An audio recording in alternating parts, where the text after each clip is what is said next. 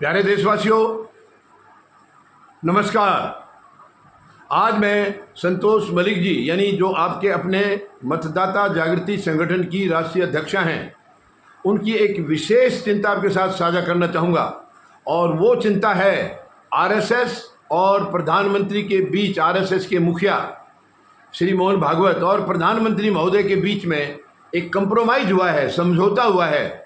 उसके क्या मायने हैं, क्या मतलब निकलता है उसका, इसी के बारे में संतोष मलिक जी की जो चिंता है, जो आकलन उन्होंने किया, वो मैं आपके साथ साझा करना चाहूँगा। यानी ये कंप्रोमाइज़, ये जो आपस का समझौता हुआ है, क्या ये देश हित में है या अपने निजी स्वार्थ में है इनका, यही चिंता मैं आपके साथ साझा करना चाहूँगा। मैं साफ साफ आपको बता देना चाहता हूँ, जो भी आचरण इस सरकार कर रहा है, मैं कोई दोष नहीं लगा रहा हूँ, बिल्कुल आप निश्चिंत रहें, कोई दोष नहीं लगा रहा हूँ, ना ही संतोष मलिक जी कोई दोष लगा रही है। लेकिन जो दिख रहा है सामने, उसको कहे बगैर कैसे रुकें।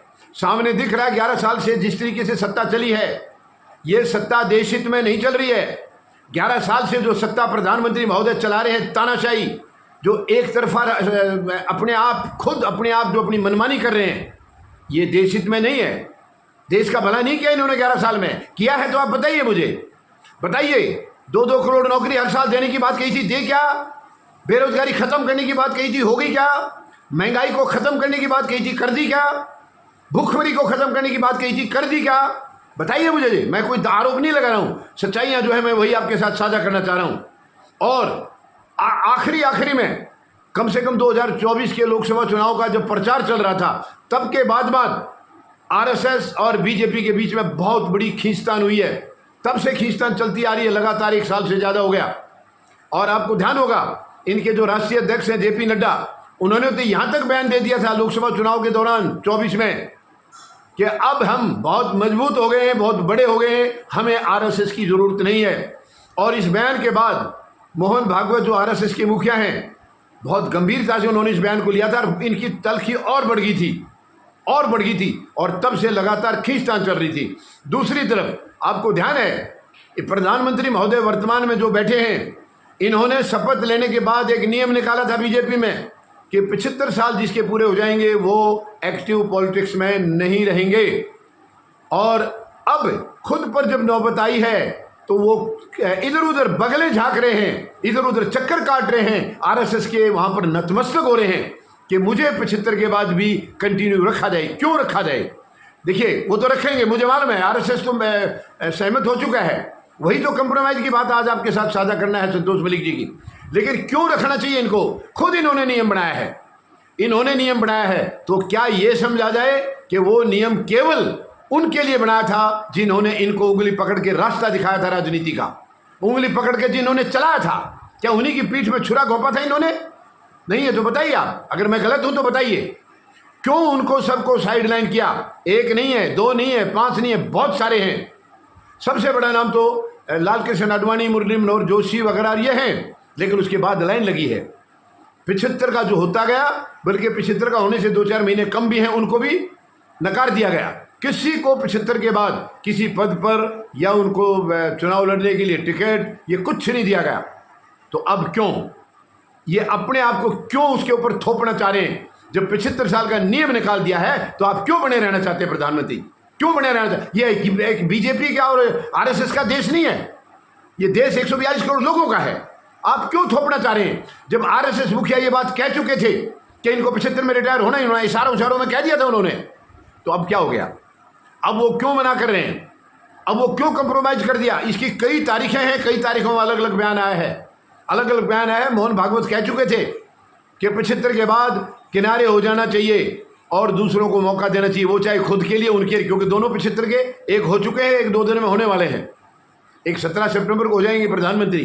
तो ये सारा था। और बाद में बहुत लंबी फौज चल गई, आरएसएस की तरफ से लोग आ रहे हैं, मीटिंगें कर रहे हैं, सब आपस में बयान दे रहे हैं, और धीरे धीरे वो माहौल बना दिया गया कि आरएसएस मुखिया और प्रधानमंत्री के बीच एक कंप्रोमाइज करा दिया गया। यानी कि ये आज पूरी जो तस्वीर जो नज़र आ रही है, बाकी 17 सितंबर में ज़्यादा लंबा टाइम नहीं है, 3 दिन बीच में है, उस दिन और क्लियर हो जाएगा। लेकिन ये साफ हो चुका है कि अब 75 का होने के बाद भी प्रधानमंत्री महोदय कुर्सी पर चिपके रहेंगे। ये करीब करीब आरएसएस की तरफ से साफ हो गया है, क्योंकि ये लगातार उनकी गोद में बैठे हैं, लगातार पिछले 1 साल 1.25 साल से। केवल इसलिए क्यों चाहते हैं आप कुर्सी पर चिपकना? जो औरों को आपने निकाल दिया, औरों को आपने साइड कर दिया, आप क्या चाहते थे? आपके मन में क्या है? जो अपनी पार्टी के अंदर अपने बुजुर्गों का सम्मान नहीं कर सकता, वो आदमी देश का क्या भला करेगा? बहुत बड़ा सवाल है ये, बहुत बड़ा सवाल है। आरोप नहीं लगा रहा हूं मैं, बहुत बड़ा सवाल। आप जवाब दीजिए। जो अपने परिवार का नहीं हुआ, खुद के परिवार का, यानी ये तो इनका परिवार है, बीजेपी इनका परिवार है। जब उनको इन्होंने साइड कट कर दिया, जिन्होंने उंगली पकड़ के इनको चलना सिखाया, तो ये देश का कैसे हो सकते हैं? ये देश का भला कैसे कर सकते हैं? तो आरएसएस मुखिया और प्रधानमंत्री महोदय के बीच में जो खिचड़ी पकी है, ये देश हित में नहीं है, देश हित में बिल्कुल भी नहीं है। क्या आज आरएसएस मुखिया भूल गए कि ये सत्ता कैसे चला रहे? क्या उनको दिखाई नहीं दे रहे? ये देश को बर्बाद करने लग रहे। देश के अंदर नफरत फैला दी है, जाति में, धर्म में, भाईचारा नहीं रहा, कमजोर कर दिया देश को। चारों तरफ नफरत का माहौल है, भय का माहौल है, हर तरफ तानाशाही है। क्यों? क्या ये आरएसएस मुखिया को दिखाई नहीं दे रहा? क्यों कंप्रोमाइज किया आपने? ये देश हित में नहीं है। किसी भी हालत में ये सत्ता को बरकरार रखना चाह रहे हैं। और 75 के बाद शायद मोहन भागवत ने सोचा होगा कि उनको भी मुखिया का पद छोड़ना पड़ेगा, इसलिए ना वो छोड़े ना ये छोड़े, और समझौता हो गया, देश जाए भाड़ में। इनको देश से कोई लेना देना नहीं है। लेकिन ये मैं दावे के साथ कह सकता हूं, ये सरकार देश हित में नहीं है। और जो लोग इसको समर्थन कर रहे हैं, उन्हें भी शर्म आनी चाहिए। मैं खुद के कह रहा हूं, मैं भी इस देश का वरिष्ठ नागरिक हूं, मुझे भी चिंता है इस देश को कैसे चला जा रहा है। अगर गलत तरीके से चला जा रहा है तो ये घातक सिद्ध होगा आगे चल करके। ये देश को बर्बादी की तरफ ले जा रहे हैं। तो क्यों आरएसएस मुखिया ने यह फैसला बदला? क्या अपनी कुर्सी बचाने के लिए, या केवल सत्ता बरकरार रखने? सत्ता तो आपकी रह सकती थी, इनकी जगह प्रधानमंत्री दूसरा बना देते, आपका नियम जो निकाला हुआ वो नियम भी पूरा हो जाता। ऐसा क्यों नहीं किया गया? ये निजी स्वार्थ है, केवल इनके निजी स्वार्थ हैं, और कोई दूसरी बात नहीं है। ये बहुत ही शर्मनाक है। कोई देश की प्रधानमंत्री की कुर्सी पर बैठा है और वो इस तरीके से आचरण कर रहे हैं, अपनी जबान को देकर के, अपना ही वचन देकर के उससे मुकर जाते हैं। ये देश हित में नहीं है।